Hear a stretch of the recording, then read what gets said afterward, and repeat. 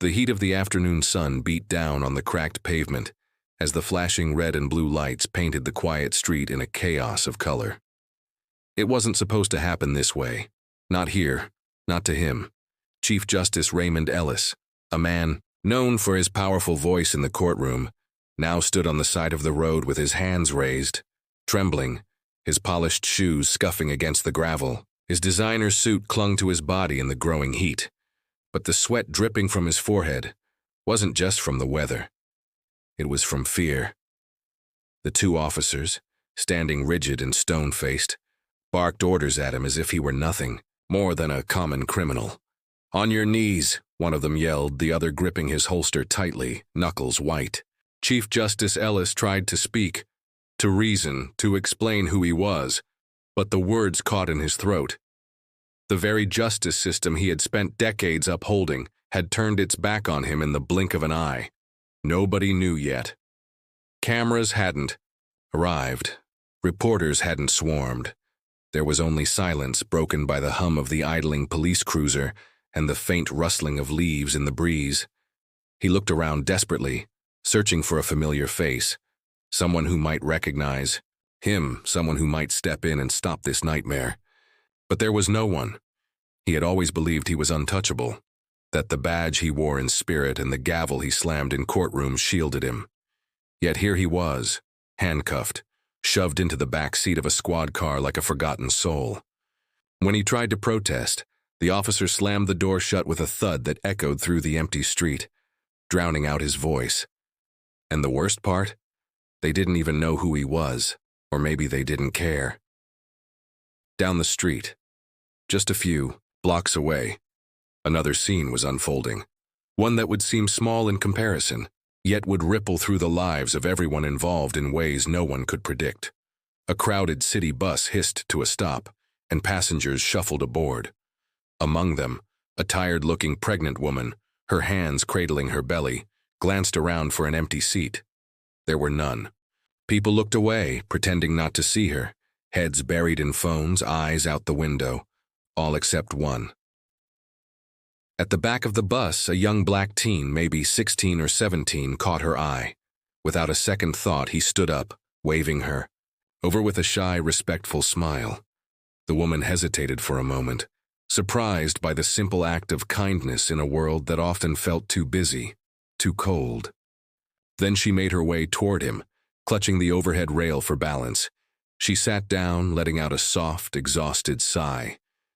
She thanked him quietly, but he just nodded, embarrassed by the attention, sliding his backpack onto his shoulders as he gripped a pole to steady himself. The bus jolted forward again, carrying them both toward destinies neither of them could yet see. Minutes later, as she prepared to get off, the woman fumbled through her purse, pulled out a crumpled piece of paper and scribbled something hurriedly. She handed it to him with a serious look in her eyes, pressing it into his hand before the doors swung open, and she disappeared into the crowd outside. Confused, he unfolded the note, his heart racing as he read the few words written there. Words that would change his life forever. Back at the police station, Chief Justice Ellis sat in a small, dingy interrogation room, stripped of his dignity. He pleaded with the officers, his voice shaking. "Please, you don't understand. I am the Chief Justice of this state. You're making a terrible mistake."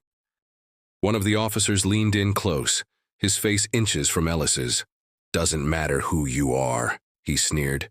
"Today you're just another criminal." Ellis could hardly believe it. The very foundation he believed he stood above had crumbled beneath him.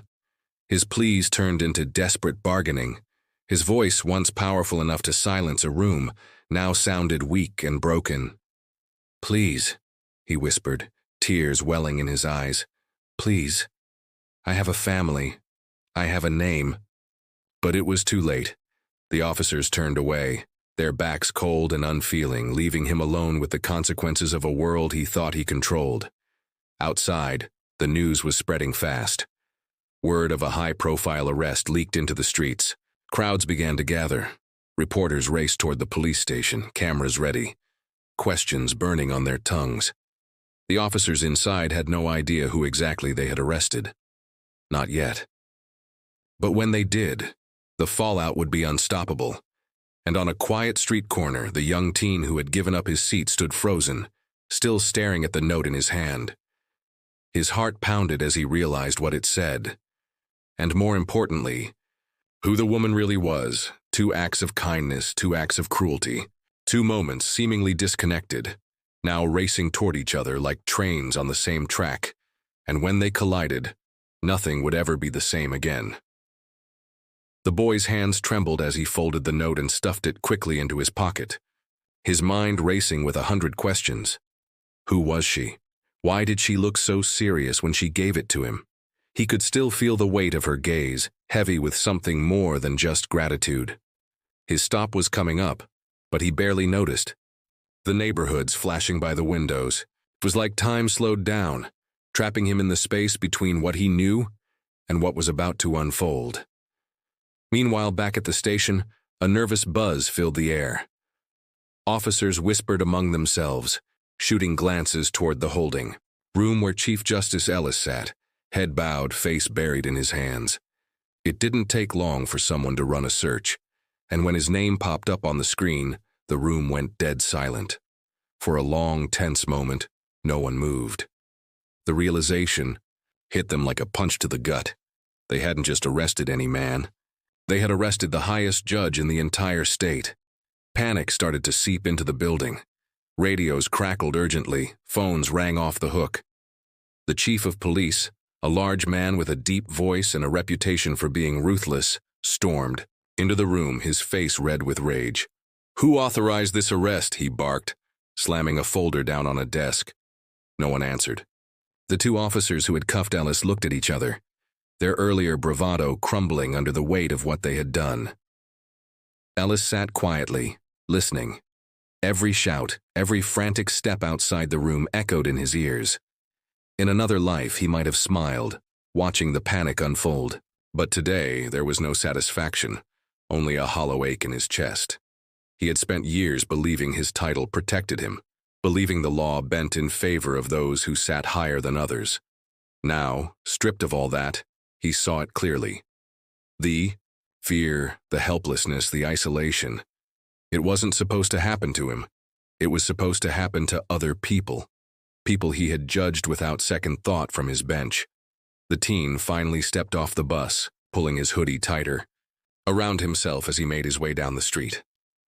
He lived in a neighborhood most people pretended didn't exist. Old buildings, cracked sidewalks, the distant sound of sirens always hanging in the air.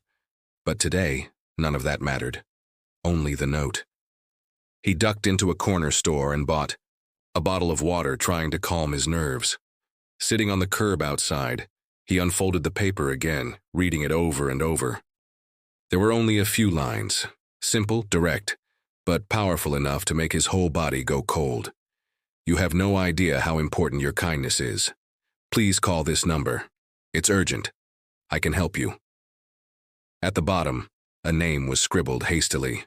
But it wasn't just any name. It was a name he recognized from the news, from magazines, from stories about people who changed lives with a single decision. She wasn't just any woman.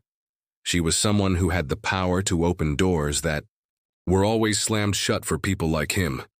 He clutched the note to his chest, heart hammering. Should he call? Was it a mistake? What if it was some kind of setup? People in his neighborhood learned early that when something seemed too good to be true, it usually was. But something inside him, maybe the way she had looked at him, maybe the way she had insisted, told him this was real. Back at the station, the chief of police gathered the officers in a small conference room, voices lowered but the tension thick enough to choke on. "We're going to fix this," he said, wiping sweat from his forehead. "We get ahead of it. We issue a statement. Misunderstanding. Wrong identity. Do you understand me? No more mistakes." But it was already too late for that. Outside the building, reporters had started to gather, their cameras pointed at the entrance like hungry wolves. The story had leaked faster than anyone could control. The people demanded answers. Social media buzzed with rumors, some true, some wildly exaggerated, but all fueled by the same fire. Outrage. How could this happen? How could the very people sworn to uphold the law so easily betray it? Inside the holding room, Ellis sat stiffly, watching the clock tick by. Every second felt like a lifetime. He thought about his family, his wife, his children, and wondered what they would think when they saw the news. Would they believe him when he said it wasn't his fault? Would they understand that all it took was 2 officers, a bad judgment call, and a world too quick to pull the trigger? He wanted to believe he was different, that once they realized who he was, everything would go back to normal. But deep down, a darker thought crept in. Maybe this was how others felt all the time. Maybe this was the fear, the injustice, the helplessness he had ignored for so long when it didn't touch him personally. The teen finally pulled out his old flip phone, hands shaking, and dialed the number on the note. It rang twice, then clicked to voicemail. He froze, not knowing what to say. Finally, he just spoke from his heart. Hi. This is the kid from the bus. I don't know if you meant to leave me that note or if it was a mistake, but I'm calling. Like you asked. I don't know what's going on, but thanks, I guess. He hung up, feeling stupid. Seconds later, the phone buzzed in his hand. An incoming call from an unknown number. His stomach dropped. He answered, voice barely above a whisper. Hello? The voice on the other end was calm but urgent. Thank you for calling. Listen very carefully. We don't have much time. Before he could respond, the line went dead. Across town.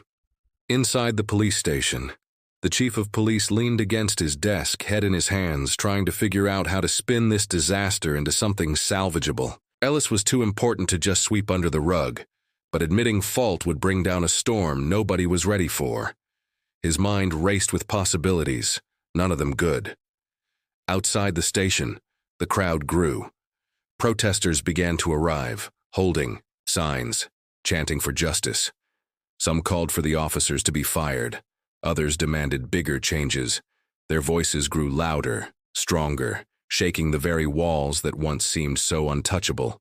And somewhere, in the crowd, hidden among the sea, of faces someone watched silently, waiting for the perfect moment to step forward and reveal the truth. A truth that would shatter everything the town thought it knew. The clock kept ticking, the storm was coming, and there was no turning back now.